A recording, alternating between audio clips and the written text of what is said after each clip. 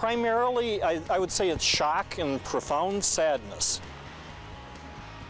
Neighbors have more questions after Madison police break their silence following a deadly shooting involving one of their own.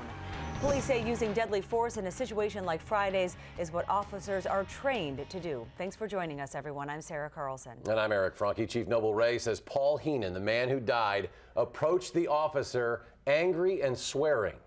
Officer Heimson said Mr. Heenan grabbed him latching onto his left hand with one hand while using the other to reach Officer Heimson's gun.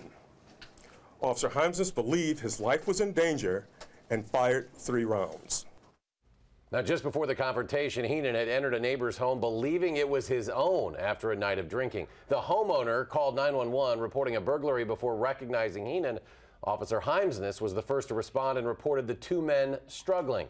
Heenan would die as a result of the gunshots despite Officer Stacy Tremblay's attempts to revive him. The night team's Theo Keith continues our coverage, asking questions of police and talking to neighbors surprised by what the chief said. Theo? Eric, we asked. The police version of events does not have video to back it up. It centers on the homeowner who Chief Wray said backs up the 2 on-scene officers' accounts, and that is what has neighbors shocked.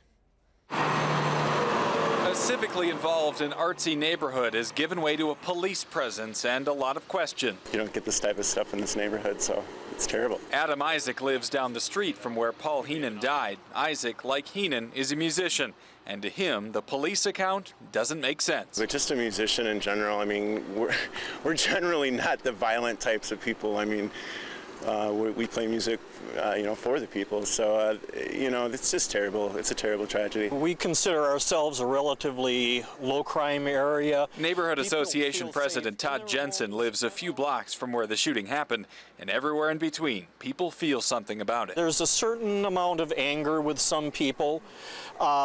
Primarily, I would say it's shock and profound sadness. That sadness has prompted a candlelight vigil planned for this weekend.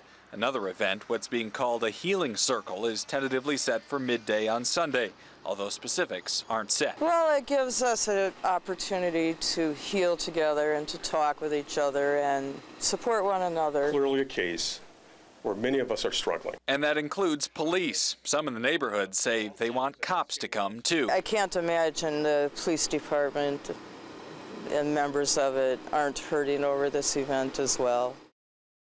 We also talked with a couple of people today who questioned why the officer didn't use a taser instead of his gun. Chief Wray says when a suspect is reaching toward an officer's gun, that does become a situation that could involve deadly force. A police department training officer at today's news conference says using deadly force in that situation is consistent with department training. All right, Theo, thank you very much.